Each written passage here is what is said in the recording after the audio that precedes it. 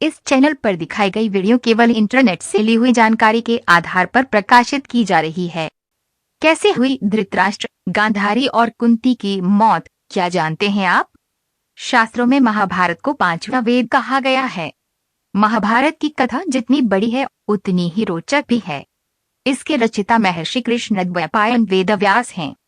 इस ग्रंथ में कुल 1,00,000 श्लोक हैं, इसलिए इसे शतसहस्त्री संहिता भी कहते हैं।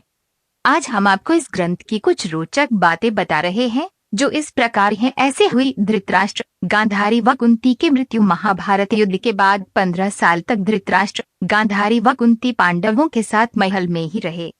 इसके बाद वे वनप्रस्थ, वन में तप करने आश्रम में चले गए। धृतराष्ट्र, गांधारी व कुंती के वन जाने के 3 साल बाद एक दिन देवर्षि नारद युधिष्ठिर के पास आए।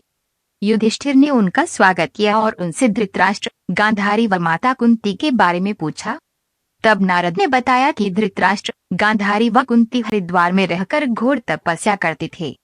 एक दिन जब वे गंगा स्नान कर आश्रम आ रहे थे, तभी वन में भयंकर आग लग गई।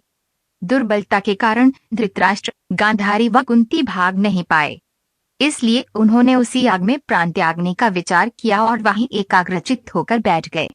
इस प्रकार धृतराष्ट्र, गांधारी व कुंती की मृत्यु हुई। धृतराष्ट्र, गांधारी व कुंती की मृत्यु का समाचार जब महल में फैला तो हाहाकार मच गया। तब देवर्षि नारद ने उन्हें धैर्य बंधाया। युधिष्ठिर ने विधि पूर्वक सभी का श्राद्ध कर्म करवाया और दान दक्षिणा देकर उनकी आत्मा की शांति के लिए संस्कार किए। इसलिए काले हो गए थे युधिष्ठिर के पैरों के नाखून। महाभारत के अनुसार युद्ध समाप्त होने के बाद पांडव धृतराष्ट्र व गांधारी से मिलने गए। उस समय गांधारी भी अन्यायपूर्वक किए गए दुर्योधन के वध से क्रोधित थी। पांडव डरते डरते गांधारी के पास पहुंचे। दुर्योधन की वध की बात करने पर भीम ने गांधारी से कहा कि यदि मैं अधर्मपूर्वक दुर्योधन को नहीं मारता तो वह मेरा वध कर देता। धर्म युद्ध में दुर्योधन से कोई नहीं जीत सकता था। तब गांधारी ने कहा कि तुमने युद्ध भूमि में दुरुशासन का खून पिया, क्या वह उचित था? तब भीम ने कहा कि दुरुशासन का खून मेरे दांतों से आगे नहीं गया। जिस समय दुरुशासन ने द्रौपदी के बाल पकड़ थे, उसी समय मैंने ऐसी प्रतिज्ञा की थी। यदि मैं अपनी प्रतिज्ञा पूरी नहीं करता तो क्षत्रिय धर्म का पालन नहीं कर पाता। भीम के बाद युधिष्ठिर गांधारी से बात करने के लिए आगे आए। जैसे ही गांधारी की दृष्टि पटी से होकर युधिष्ठिर के पैरों के नाखूनों पर पड़ी, वह काले हो गए। ये देख अर्जुन श्री कृष्ण के पीछे छिप गए और नकुल, सहदेव भी इधर उधर हो गए। थोड़ी देर बाद जब गांधारी का क्रोध शांत हो गया, तब पांडवों ने उनसे आशीर्वाद लिया।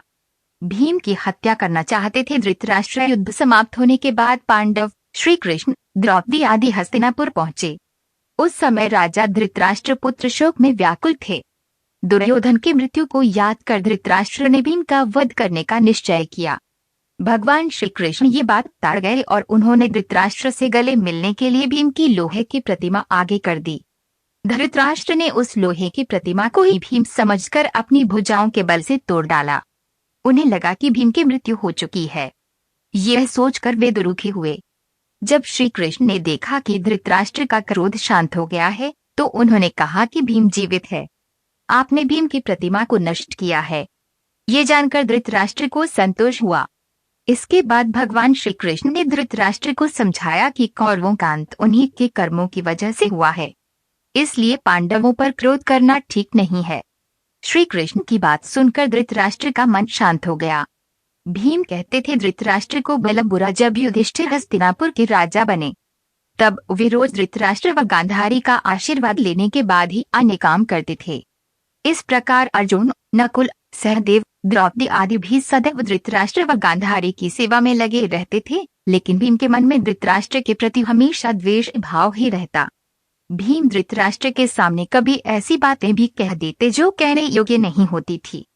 इस प्रकार धृतराष्ट्र, गांधारी को पांडवों के साथ रहते रहते 15 साल गुजर गए। एक दिन भीम ने धृतराष्ट्र व गांधारी के सामने कुछ ऐसी बातें कह दी जिसे सुनकर उनके मन में बहुत शौक हुआ। तब धृतराष्ट्र ने सोचा कि पांडवों के आश्रय में रहते अब बहुत समय हो चुका है, इसलिए अब वानप्रस्थ आश्रम, वन में रहना ही उचित है। गांधारी ने भी धृतराष्ट्र के साथ वन जाने में सहमति दे दी। धृतराष्ट्र व गांधारी के साथ विदुर व संजय ने वन जाने का निर्णय लिया। इसलिए युधिष्ठिर को देखना पड़ा नरक। श्री कृष्ण की मृत्यु के बाद पांडवों ने भी सशरीर स्वर्ग जाने का निश्चय किया।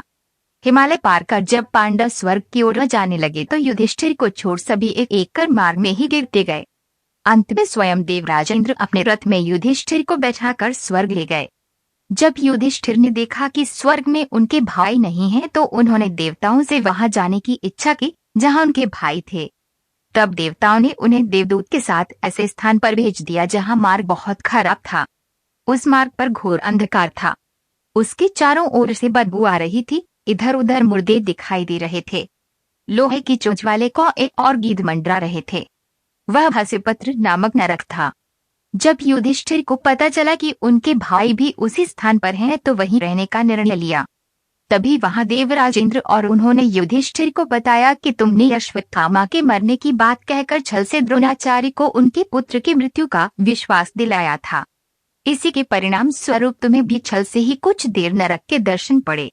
सबसे पहले द्रौपदी गिरी थी स्वर्ग जाने के रास्ते में। स्वर्ग जाने की यात्रा करते करते पांडव हिमालय तक पहुंच गए। पांडवों के साथ कुत्ते के रूप में यमराज भी थे। हिमालय लांघकर पांडव आगे बढ़े तो उन्हें बालू का समुद्र दिखाई पड़ा। पांचों पांडव, द्रौपदी तथा वे कुत्ता तेजी से आगे चलने लगे। तभी द्रौपदी लड़खड़ाकर गिर पड़ी। द्रौपदी को गिरा देख भीम ने युधिष्ठिर से कहा कि द्रौपदी ने कभी कोई पाप नहीं किया, तो फिर क्या कारण है कि वे नीचे गिर पड़ी।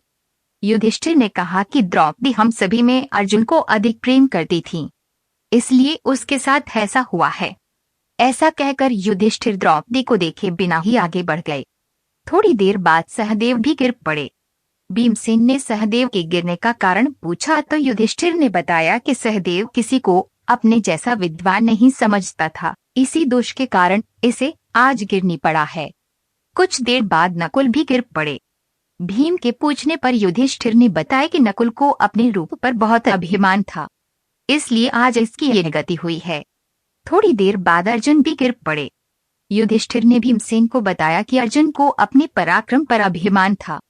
अर्जुन ने कहा था कि मैं एक ही दिन में शत्रुओं का नाश कर दूंगा, लेकिन ऐसा कर नहीं पाए। अपने अभिमान के कारण ही अर्जुन की आज ये हालत हुई है। ऐसा कहकर युधिष्ठिर आगे बढ़ गए।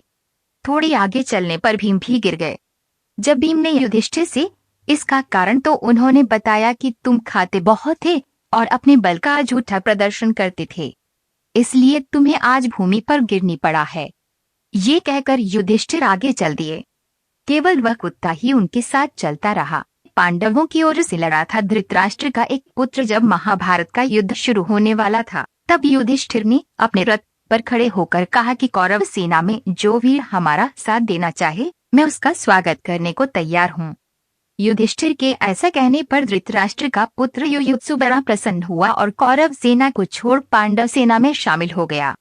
युयुत्सु को अपनी सेना में आते देख युधिष्ठिर बहुत प्रसन्न हुए और कहा कि महाराज धृतराष्ट्र का वंश तुमसे ही चलेगा और तुमसे ही उन्हें पिंड मिलेगा।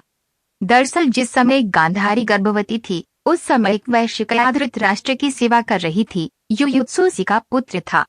युद्ध के बाद धृतराष्ट्र का सिर्फ यही एक पुत्र जीवित बचा था। राजा बनने के बाद युधिष्ठिर ने युयुत्सु को धृतराष्ट्र की सेवा करने की जिम्मेदारी सौंपी थी। महाभारत के महाप्रास्थानिक पर्व के अनुसार अंत समय में जब पांडवों ने हस्तिनापुर का त्याग किया, तब उन्होंने परीक्षित को राजा बनाकर युयुत्सु को ही संपूर्ण राज्य की देखभाल करने के लिए कहा था। महाभारत के युद्ध में बनाए गए थे ये नियम युद्ध से पहले कौरवों व पांडवों ने मिलकर युद्ध के कुछ नियम बनाए थे। भीष्म पर्व के अनुसार वो नियम इस प्रकार थे: 1. रोज युद्ध समाप्त होने के बाद दोनों पक्ष के योद्धा प्रेम पूर्ण व्यवहार करेंगे, कोई किसी के साथ छल कपट नहीं करेगा। 2. जो वाग्युद्ध अत्यधिक क्रोधपूर्ण बातें कर रहे हों, उनका मुकाबला वाग्युद्ध से ही किया जाए। जो सेना से बाहर निकल गए हों, उनके ऊपर प्रहार न किया जाए। 3. रथ सवार के साथ, हाथी सवार के साथ, घुड़सवार के साथ व पैदल के साथ ही लड़ाई करेंगे। 4. जो जिसके योग्य हो, जिसके साथ युद्ध करने की उसकी इच्छा हो, वो उसी के साथ युद्ध करे। दुश्मन को पुकार कर सावधान करके उस पर प्रहार किया जाए। 5. जो किसी एक के साथ युद्ध कर रहा हो, उस पर दूसरा कोई वार न करे। जो युद्ध छोड़कर भाग रहा हो या जिसके अस्त्र शस्त्र और कवच नष्ट हो गए हों, ऐसे निहत्थों पर वार न किया जाए। 6. भार ढोने वाले, शस्त्र पहुंचाने वाले और शंख बजाने वालों पर प्रहार न किया जाए।